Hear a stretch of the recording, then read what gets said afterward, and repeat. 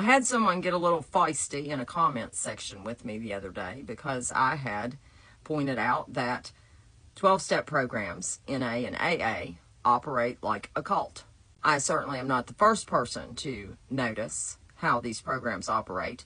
And while they have helped some, they have not helped far more. So let's get into a few ways that the 12-step programs operate like a cult. They have a demand for absolute belief. The 12-step programs purport that addiction and alcoholism is an incurable disease and only submitting to the program will work. They make you say that you are powerless over your addiction, which reinforces dependence on the group, not healing within yourself. Us versus them mentality. Members are often warned against leaving, and they say that if you do get away from the group, you will relapse. The phrase jails, institutions, and death is fear-based programming to make people afraid of leaving and pursuing another path, one that may actually help them. Shaming and guilt as a means of control. Members are repeatedly asked to name off their character defects and see themselves as fundamentally flawed. Step 4 is making a moral inventory, and that is the step that people are most likely to relapse on. And if you know anything about substance use, relapse after a long period of abstinence is incredibly dangerous. There's no need to shame yourself into recovering.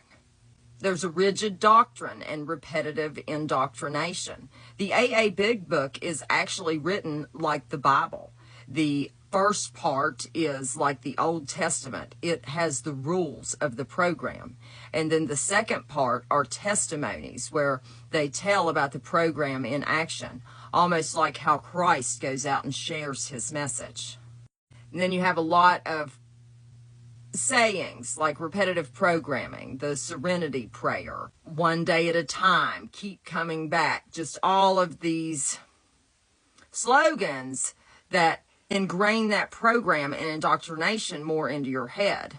Manipulation is done with a lot of ritual and repetition. Discouraging independent thinking. Questioning the program is often met with things like, your best thinking got you here. If a member questions the effectiveness of the steps, they're often accused of being in denial. I can remember I got shamed in the rooms once for asking what happens after you complete the 12 steps, and they say that you just work them again. So we're working the same 12 steps for the rest of our lives? I was like 30. I'm sitting there thinking, how is working the same 12 steps for the next 40 years going to help me with a lot of self-growth?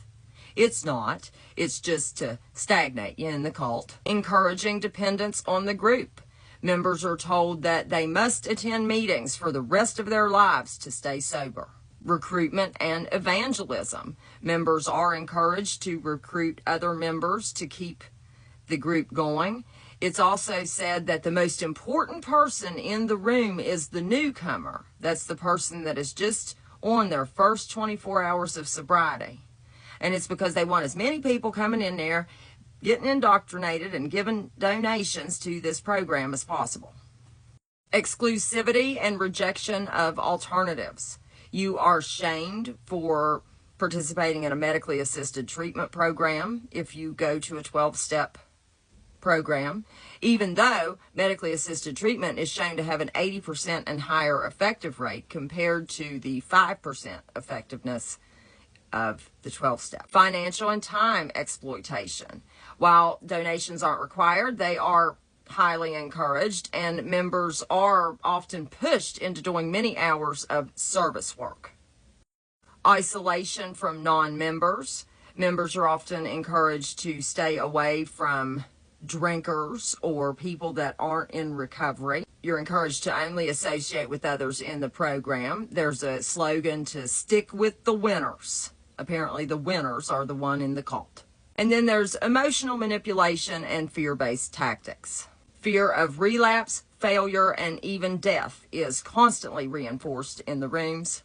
horror stories about people who left the rooms and then tragically met their demise are a favorite to share. While many people may actually find help in the rooms of recovery, there are plenty that do not. And the rooms can only get you so far. There is a lot more to recovering than repeating a bunch of slogans in a 12-step book. And believe me, there's far more work to be done than working those same 12 steps over and over and over.